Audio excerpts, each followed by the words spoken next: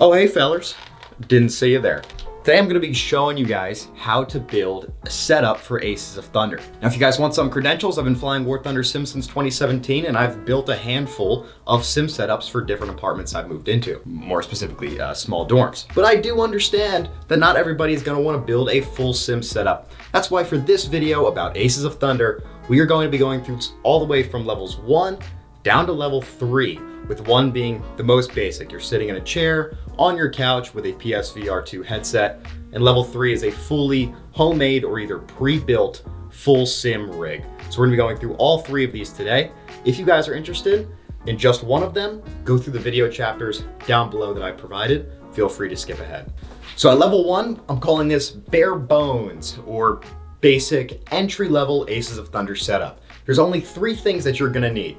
You're gonna need a PS5, a psvr 2 headset / hand controls, and you're going to need a copy of the game Aces of Thunder. Because you'll be playing this game from a cockpit view, meaning you're gonna be sitting down, you're not gonna play this game standing up. So you're gonna need to pull up a chair or a couch or anything you have nearby. This isn't gonna work. And once you've done that, you'll have full access to all the hand controls. You won't even need a monitor to display this stuff on. All you guys have to do to make this work is to take that USB-C that's on the end of the cable attached to your PSVR 2 headset and plug it into the USB-C slot on the front of your PlayStation 5.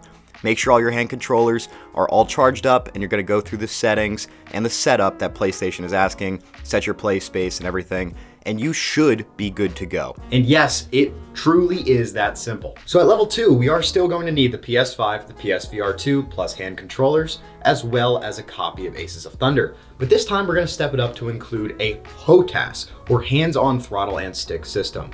Now there are 2 options that you have for PlayStation 5, and that is a Hori flight stick and a T-Flight HOTAS from Thrustmaster. Now I've been using the same T-Flight HOTAS that I have been since 2017, and it works just as good as the first day I got it. And given that it's about half the price of a Hori flight stick, I would highly recommend that one. Another reason that I recommend the T-Flight HOTAS is because the Hori flight stick is not licensed through Sony, it just happens to work alongside the PlayStations. So I think if you're taking a bet on longevity, you wanna go with the item that is licensed through PlayStation as the one that will likely be supported the longest. What I'm really hoping for is that before the release of Aces of Thunder, we have an updated licensed version from Thrustmaster for a new HOTAS, which we have not had for years, but I might be asking too much. So we're still gonna make sure that all of our hand controls for the VR are all charged up. We're gonna take that USB-C cable and plug it into the front of the PlayStation. Now you either have a Hori flight stick or a Thrustmaster T-Flight HOTAS, which has a USB connection, which you can plug in either on the ports on the back of the PlayStation or on the front. For this demonstration, we're gonna plug it into the front. Once you hit the PlayStation button, the PlayStation will ask you to recognize the controller, and you're gonna hit the X button and accept. Now this setup is talking about when you have the HOTAS but you don't have a rig or a proper way to really hold them up. So I assume that you'd be playing from either a couch or some type of desk. Now if you're playing from a couch, the important thing to note is that you're gonna wanna have your flight stick and your HOTAS, your throttle, on a flat surface. So if you have some type of side table next to your couch, you can put the flight stick on there, and then you can put the throttle on literally a book, a plate, something that is a level surface that'll make your throttle easier to control. If you're on a desk that is an acceptable height where you're not straining your arms, then feel free to put the HOTAS right on top of the desk. It is important to note that the T-Flight and the Hori can actually separate and be separate systems. They just can't be too far apart. They need to be connected by the cable. Now my situation is actually a good example of something that you might have to audible to. So my desk is too high. So what I did was I got these clamps from Rage G Core Gaming, whatever it's called. I may not recommend this brand, but there are some that are made specifically for Thrustmaster. I just kind of got the cheapest one I could.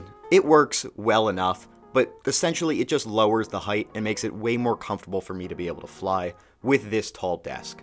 And the last steps for this would include in-game settings that would make it easier and more comfortable for you to fly, including things like linearity, multipliers, and stuff like that. Those settings will not be included in this video, and as release gets closer, I will come out with a dedicated settings video for all the aircraft in Aces of Thunder.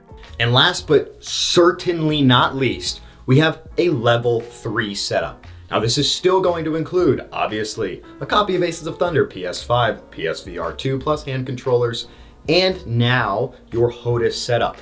What I'm also going to add, which is another reason why the T-Flight HOTAS is my highly recommended flight stick, is that with this, you can add the T-Flight HOTAS rudder pedals for about the same price that you can get the HOTAS itself for. Now, to install the rudder pedals to the T-Flight HOTAS, it is that simple. Now you're gonna take the USB from your T-Flight HOTAS and plug it into the front of the PlayStation, and they both should work. Again, a specific settings video will come out for me in the future, so make sure you're subscribed for that. But the really important note about now having rudder pedals is that when you put pressure on them, they're likely going to move, especially if you're on hard wood. They're going to slide and you're not gonna want that. So either put them up against a wall or put carpeting underneath. And if you feel like you wanna take this a step further, make sure nothing moves, that you have everything securely fastened down, and make sure that you have the best virtual experience possible. You can also get yourself a rig. Now, I'll be totally honest, I don't have any experience with getting one pre-built. I have built them all that I have or had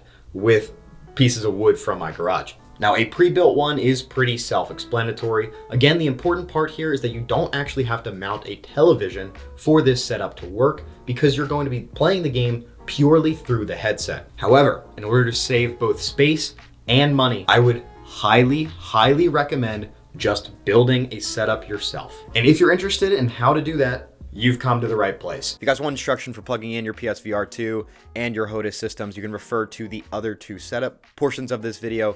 For this section, I'm just going to be talking exclusively about the building.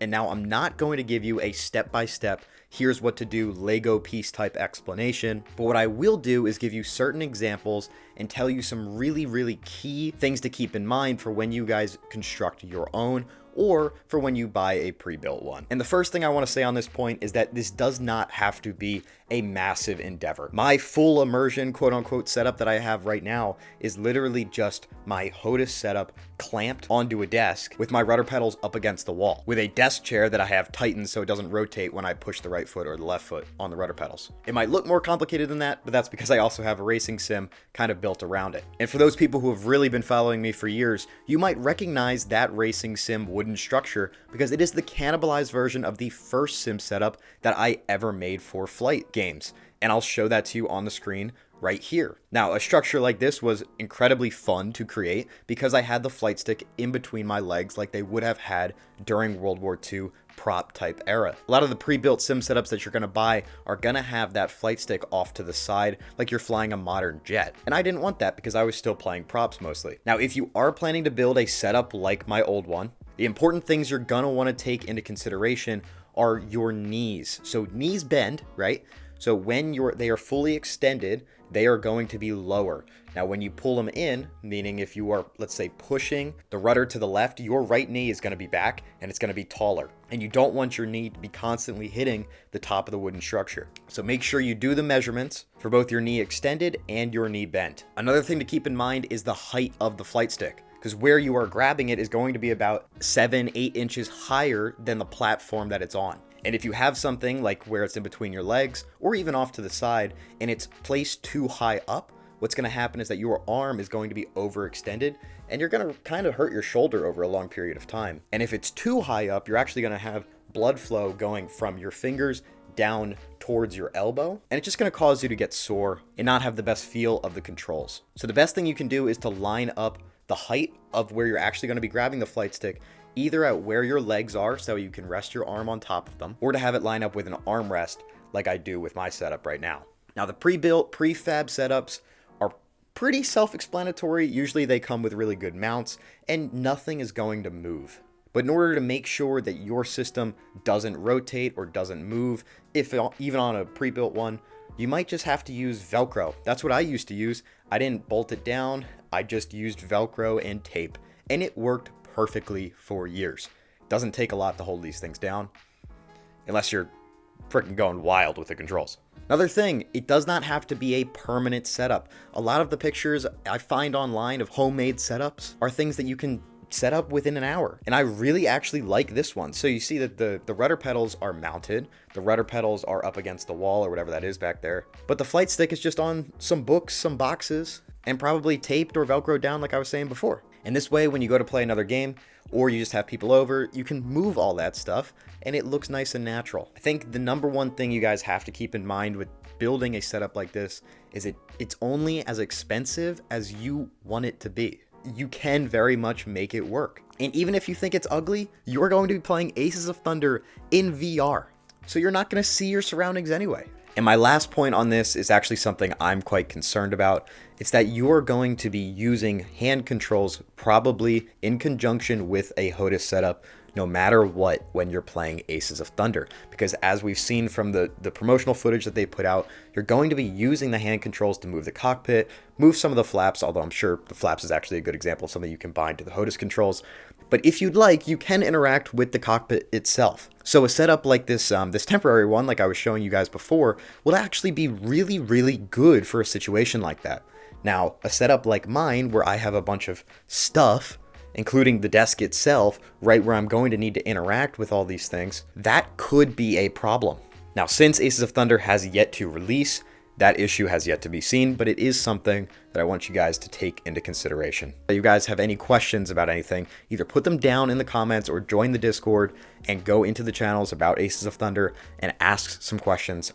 I'm always happy to respond, and I'm sure other people are too. So these have been the 3 ways that you can build a setup for Aces of Thunder, going from basic, intermediary, to expert, with the level of immersion increasing as you go down the line. One thing I do want to note here is that if you are going to be playing with just the psvr 2 hand controllers, while the game does allow you to control both the stick with your right hand and the throttle with your left, one thing you cannot control is the rudder. Now, if you guys are completely new to flight sims, the rudder controls the yaw. It is incredibly important to keeping yourself stable in props. And if you're just going to be using the hand controls, there is no easy way for the game to track your rudder inputs. So likely what is going to end up happening is that you are going to have to control the rudder, which is a very large control surface with a lot of input over the aircraft, with this thumbstick right here. Another way they may have you do it is by twisting your wrist. Now, I will say that other games have done it with the joystick, which will likely be the way that it will be controlled. Now, if you just get the T-Flight HOTAS, then it has a paddle on the back of your throttle that you can click that also controls the rudder. Now, I used that for about 2 years before I got my actual rudder pedal set. And while it's good, it does take some settings and a lot of practice to get used to. The rudder pedals are going to offer you not only immersion, but really a fine fidelity that you're going to need when you're balancing that line of keeping your aircraft airworthy in a really tight turn, while also pushing the aircraft to its absolute limits. So while it is completely possible to use both the hand controls for the rudder inputs and the paddle on the back of your T-Flight HOTAS, if you want to be truly competitive, I will recommend the rudder pedals. And look, I'm not sponsored by Thrustmaster. I'm just going to be telling you guys the truth of what you might come up against for your opponents. Another added bonus to the rudder pedals is your ability to brake both the right side and left side wheels individually when you're on the ground. That part has still not been 100% confirmed as to how that's going to happen with the hand controls. I do expect them to just be the buttons though. But with the buttons, you're not going to have linear control. I assume that that'd be 100% input or 0% input. If any of you guys have felt like this video has been in any way confusing and not as straightforward as you would have liked, feel free to ask any questions down below in the comments. Seriously, I do read every comment and I try to respond to every single one. So thanks again for watching. I have made 13 videos covering Aces of Thunder over the last 11 months, and I've been one of the only channels to be out here doing this. So if you guys are interested in Aces of Thunder, even a little bit, I've been covering every single update up to this point, and I'm gonna keep you guys updated and give you all the good tips for all the aircraft once the game is released. So please subscribe. Thank you all for watching. Have a good one. Adios.